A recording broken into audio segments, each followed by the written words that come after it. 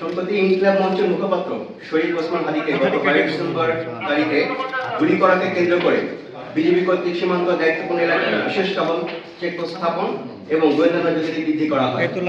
সম্প্রতি চাঁপাইনগর সীমান্ত এলাকা দিয়ে দুষ্কৃতিকারীরা বাংলাদেশের অভ্যন্তরে বিশৃঙ্খল পরিবেশ সৃষ্টির লক্ষ্যে বেশ কিছু পরিমাণ অস্ত্র প্রবেশের পরিকল্পনা করছে বলে জানা যায়।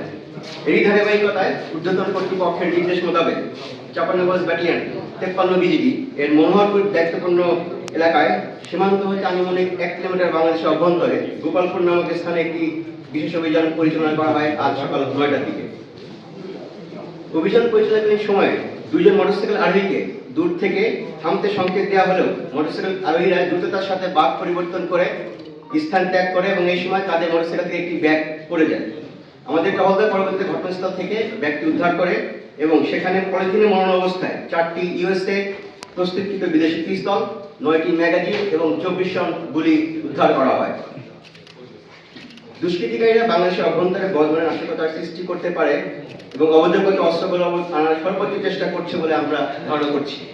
বিজিবি সবসময় তৎপর রয়েছে এবং আমাদের সকল সদস্য পেশাদারিত্বের সাথে দায়িত্ব পালনের সংকল্পবদ্ধ।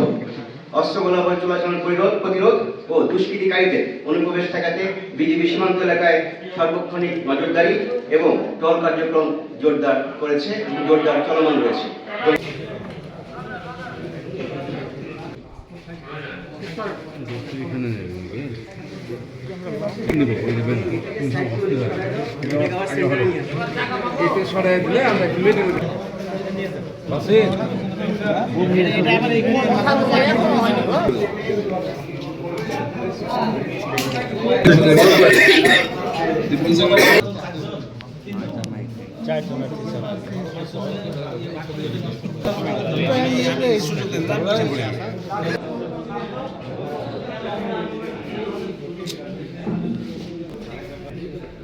এইভাবে নিলে লাভ হবে। একটু পিছনে যাও ভাইয়া, এই পিছনে একটু পিছনে যাও।